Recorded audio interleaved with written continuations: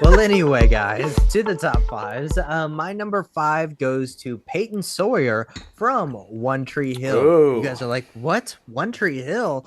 Yes, One Tree Hill. I have been binge watching this show with Emily, my fiance, and it's just honestly so freaking good. You guys know we love the teenage angst, and I bet they deal with a lot of like real life stuff no, that yeah. happens throughout like history without life. And I mean, we just got done watching a school shooter episode, and you know how relevant that is right now. But I mean, if you guys don't know, Peyton Sawyer is played by Hillary Burton. She is an absolutely amazing character who is very into her emotions. She's very much into music. She even becomes like this kind of like event planner for a Mm. club in One Tree Hill where she does partake in some narcotics, I guess you could say. But her love for the music brings her back to reality, gets her away from all of that stuff. So, to, of course, like I said, I'm just in season three, so I don't know where she goes throughout there.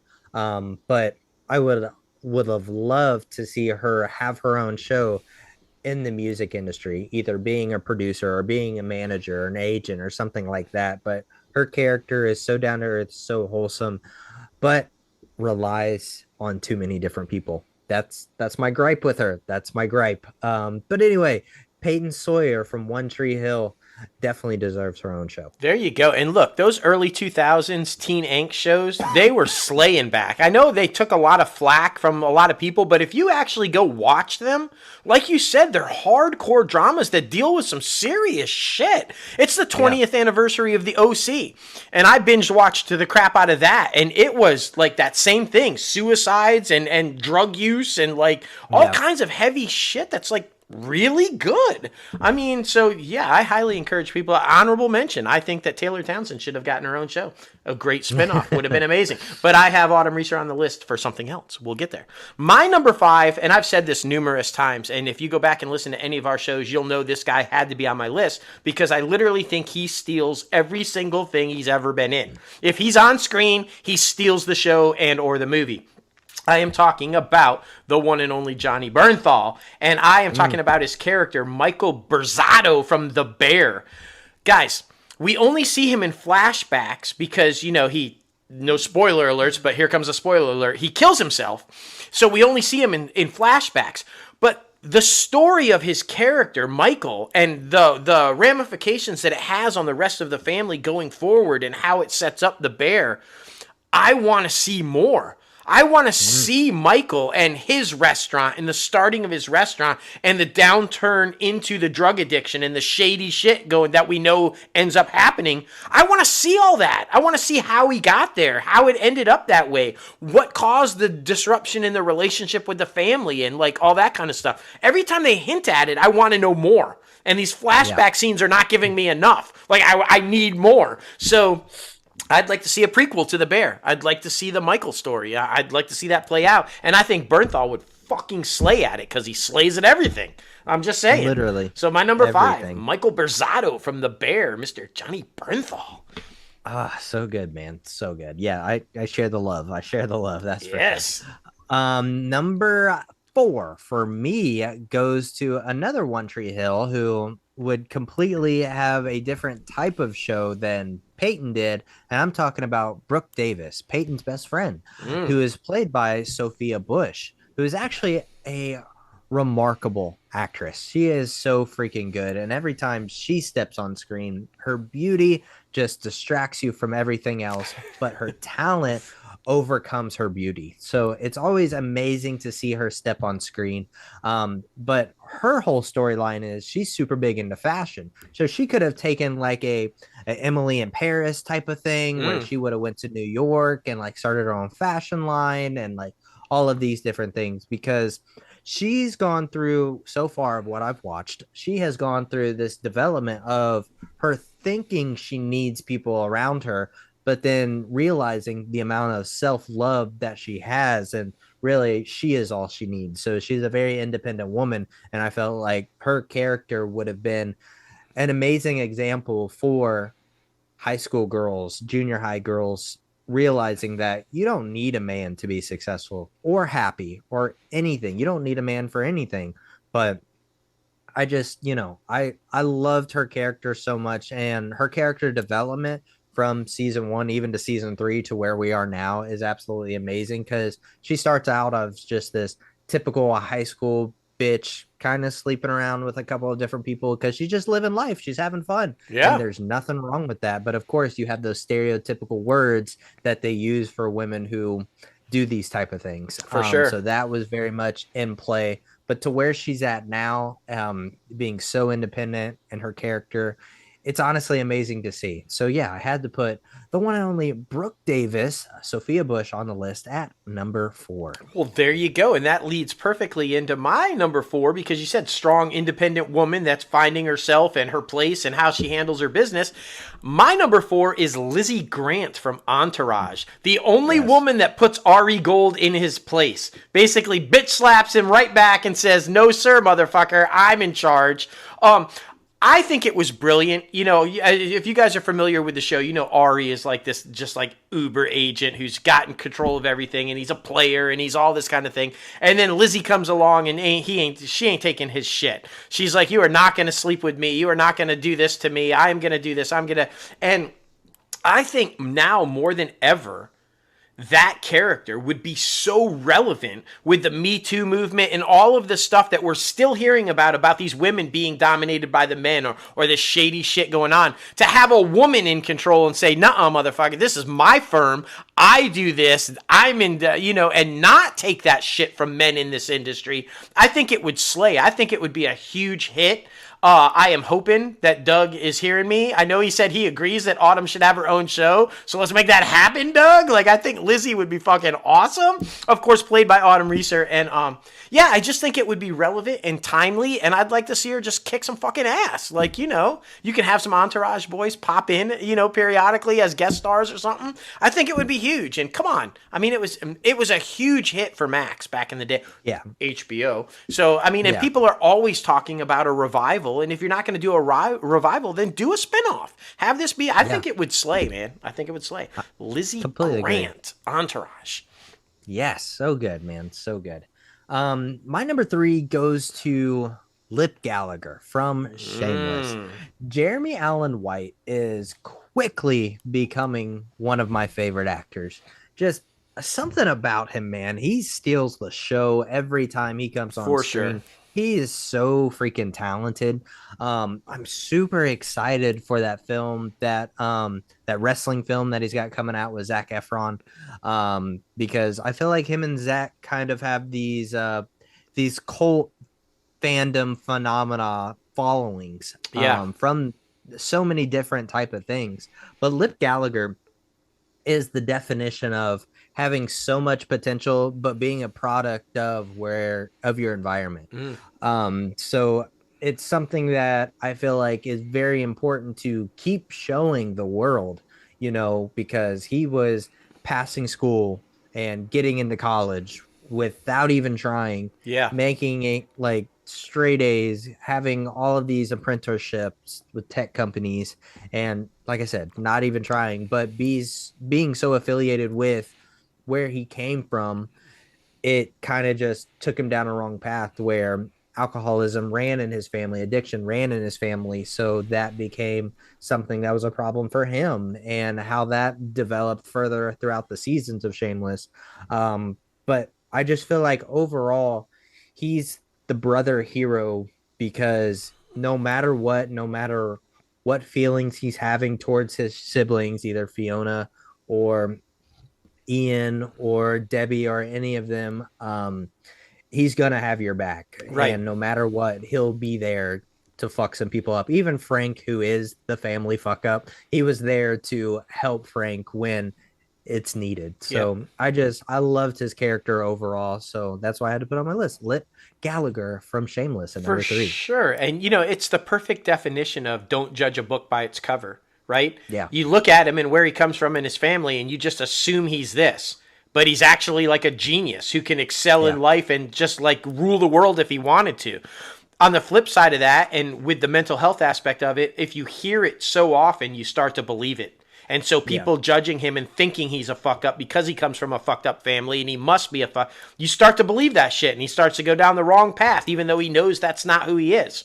And so, yeah, it was a brilliantly written character, played brilliantly by Jeremy. And I agree. I'd love to see that as a spinoff. That would be amazing to see where he's at. What's he doing? How do you, where do you end up? That'd be fucking fantastic. My number 3, and I'm hoping maybe since this is the final season of Billions and we are getting some new ones, maybe we see my number 3 pop up somewhere. And I'd love to see her in her own fucking show. Kate Sacker from Billions. Talk about a strong, independent woman that doesn't take shit and keeps the men in line. That is Kate. And let me say this. With Damian Lewis and Paul Giamatti and now, Corey Stoll and all these like extremely powerful actors, gifted, phenomenally talented actors that she's in these scenes with, she steals every fucking scene. She is so captivating. You are drawn to her and her character. And she is just amazing. I can't wait to see in this final season where Kate ends up. And wherever it is, I want to see a spinoff. I want to see her run for politics or run for office or do whatever she's going to do because her character is so interesting. Where she came from, the backstory, how she doesn't let the fact that her family was wealthy interfere with her doing what's right for the not wealthy and like all, but then flips. It's like, hey, I've put up with this shit for too long from Chuck. I'm going to go flip to the dark side and go work for the very wealthy that I said I was trying to be against. And it's a very interesting dynamic. But even on that side, she gets to that side and still don't take shit. She's like, I'm not going to do that. Y'all want me to be shady? I'm coming to be with you, but I'm not going to be shady. I'm going to do this shit right. And it's just a very interesting character. She's played, of course, by the one and only amazing Condola Rashad, or just Dola Rashad now. I don't know if they're going to change her name on the thing. She's just going by Dola now. One name. She doesn't even need Rashad anymore. She's just Dola. Follow her on Instagram, Dola Bunny. Very interesting account. She's getting behind the camera now with directing and everything too. But I would love to see Kate get her own show. I think it would be brilliant. It's a very interesting character that I feel like even though the show's been on 6 years, we've just scratched the surface of her character. I want to see so much more of that character. So Kate Sacker, Billions. Oh, I love it, man. I absolutely love it. So for my next one at number 2, goes to Larry Bird from Winning Time. Yeah. This is the tease that I teased a little bit earlier in industry news. I mean, I feel like back in this time period, you were either Team Bird or Team Magic. So, I mean, just Facts. to have a separate series with all of the same actors playing the same characters, I feel like would be so beneficial, I mean, of course, like the people who are playing on the Lakers side pop in for 1 or 2 episodes because that's what Bird does for the Winning Time. So you wouldn't have to like overwork them that way. But I just feel like, the way that Boston embraced Larry Bird and like put him up on a pedestal was absolutely crazy.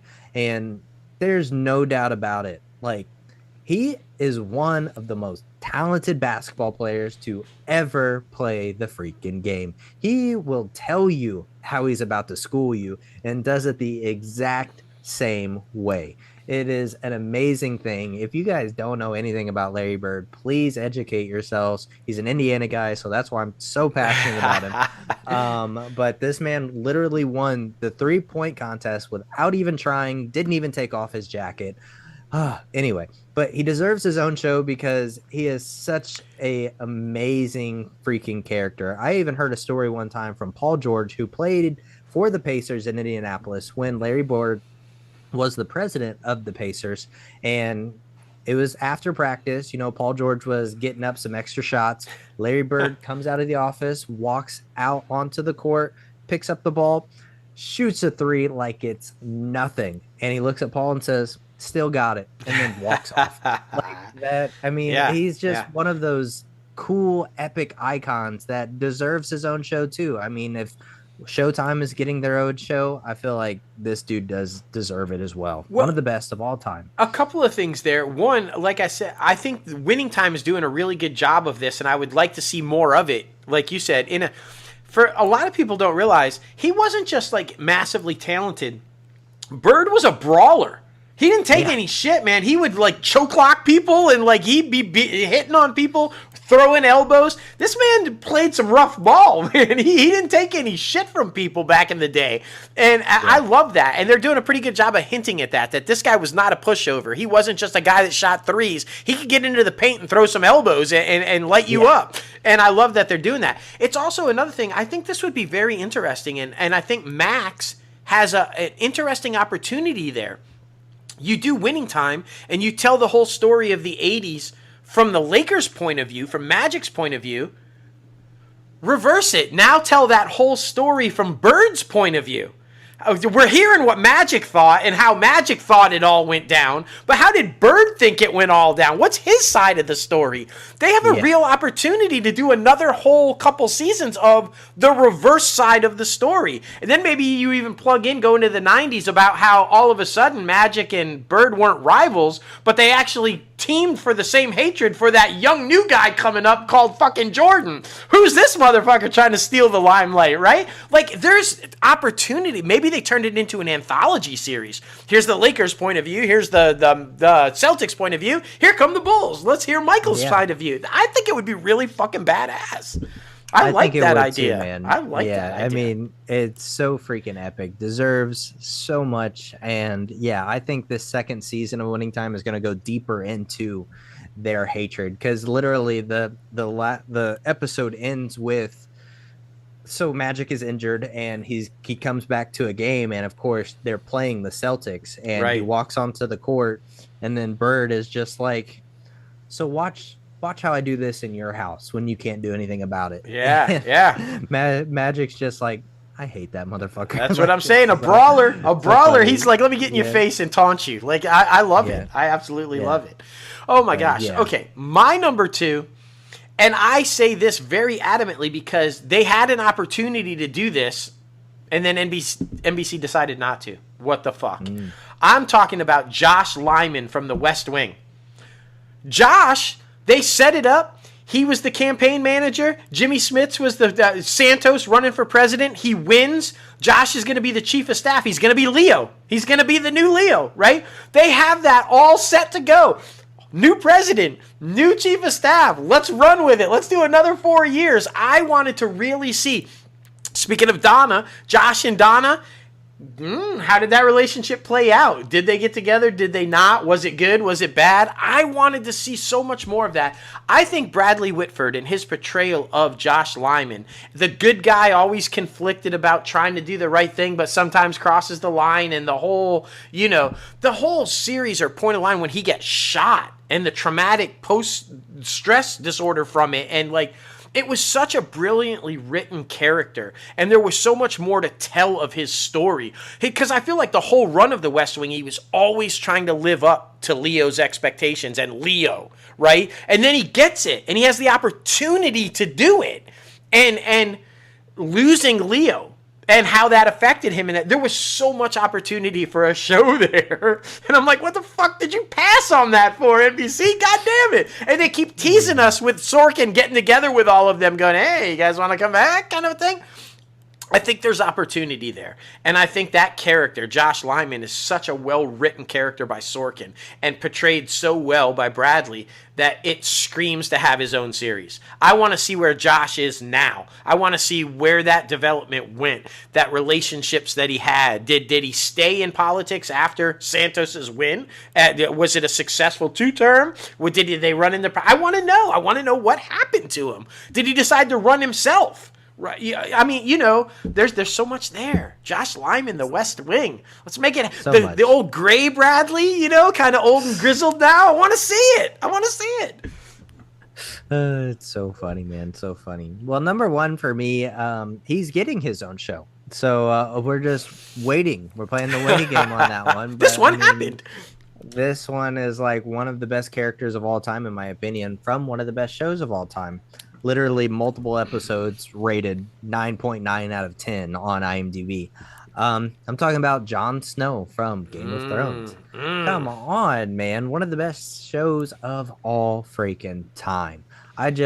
the honor and integrity and the undoubtable like just loyalty that he had to this family that he didn't even know was his family is absolutely amazing. And every scene that Kit Harington was in just knocked it out of the park, man. He went toe to toe with some big people. So Yeah. to be able to, hold your own in like this master class of freaking actors out on set every single day, I just, and meeting his wife on set, and I just, he's an For sure. amazing actor. It's an amazing character. Everybody loved that character. Everybody was so sad when he died, and then everybody was happy when he got brought back to life. Spoiler alert if you haven't seen it. What? No. Yeah. But yeah, number one for me, Jon Snow from Game of Thrones. I'm right there with you. I feel like Kit Harington is like John Bernthal. He steals everything that he's in, and yet he's one of the most underrated actors out there. Like, how is this guy not winning just award after award after award? Because he steals literally everything he's in, just like Bernthal does.